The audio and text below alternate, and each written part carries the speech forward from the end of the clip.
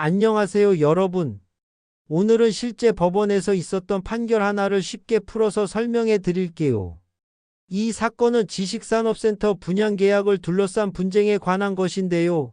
함께 살펴볼까요? 사건의 주인공들. 이 사건에는 3명의 주인공이 등장합니다. 소송을 제기한 원고 A씨, 그리고 소송을 당한 피고인 주식회사 B와 주식회사 C입니다. 어떤 일이 있었나요? 2021년 5월 26일 75세인 A씨는 피고 회사들과 시흥시에 있는 D 지식산업센터 7층 2호를 분양받는 계약을 체결했어요. 분양 대금은 총 2억 8,663만 2천 원이었고 A씨는 계약금과 중도금으로 1억 4,331만 6천 원을 이미 납부한 상태였습니다. 흥미로운 점은 계약 체결 이틀 후인 5월 28일에 A씨가 이 지식산업센터를 사업장 주소로 하여 상호명 F로 소프트웨어 개발업체의 사업자 등록까지 마쳤다는 사실이에요. A씨의 주장은 무엇이었나요? A씨는 법원에 다음과 같이 주장했습니다. 첫째, 자신은 고령자로서 우연히 지식산업센터 홍보관을 방문했다가 임대 수익을 고정적으로 받을 수 있다는 말에 현혹되어 계약을 체결했다고 했어요. 둘째, 계약 당시와 달리 현재는 잔금 대출이 불가능한 상황이 되었고 자신은 사업자 등록을 낼 수 없는 사람이어서 법적으로 지식산업센터를 분양받을 자격이 없다고 주장했습니다.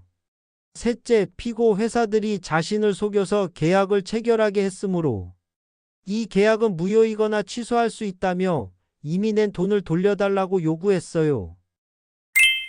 법원은 어떻게 판단했을까요? 법원은 A씨의 주장을 모두 받아들이지 않았습니다. 그 이유는 다음과 같아요. 첫째, 통정허위 표시가 성립하려면 진짜 의사와 다른 표시를 하기로 당사자들이 합의해야 하는데 이 사건에서는 A씨와 피고 회사들 모두 진정으로 지식산업센터를 분양하고 분양받기로 합의한 것으로 보였어요. A씨가 임대 수익만을 목적으로 했다고 해도 이는 계약 체결의 동기일 뿐 의사표시에 문제가 있다고 볼 수 없다고 판단했습니다. 둘째, 산업집적 활성화 및 공장 설립에 관한 법률은 지식산업센터를 잘못된 용도로 활용하거나 그런 용도로 활용하려는 자에게 양도나 임대하는 것을 금지하고 있을 뿐 A씨가 지식산업센터를 분양받는 것 자체를 금지하고 있지는 않다고 보았어요. 셋째, A씨는 사업자 등록을 할 수 없다고 주장했지만 실제로는 이미 2021년 5월 28일에 사업자 등록을 마친 상태였습니다. 고령이라는 점이나 잔금 대출이 불가능해진 상황만으로는 계약에 문제가 있다고 볼 수 없다고 판단했어요. 넷째, 가장 중요한 증거로 A씨가 2021년 5월 25일에 작성한 분양계약 신청서에는 입주 가능 업종에 제한이 있다는 설명을 듣고 실제 입주하여 운영할 목적으로 계약함을 확인함이라는 내용과 잔금 대출이 불가할 경우 수분양자 책임 하에 직접 납부해야 함을 확인함이라는 내용이 포함되어 있었고 A씨가 이를 직접 확인하고 자필로 확인함이라고 기재한 사실이 확인되었어요. 판결 결과와 소송 비용은 어떻게 되었나요? 법원은 A씨의 청구를 모두 기각했습니다. 즉 피고 회사들에게 1억 4,306만 원과 이에 대한 이자를 지급하라는 A씨의 요구를 받아들이지 않았어요. 그리고 소송 비용은 패소한 A씨가 전액 부담하게 되었습니다.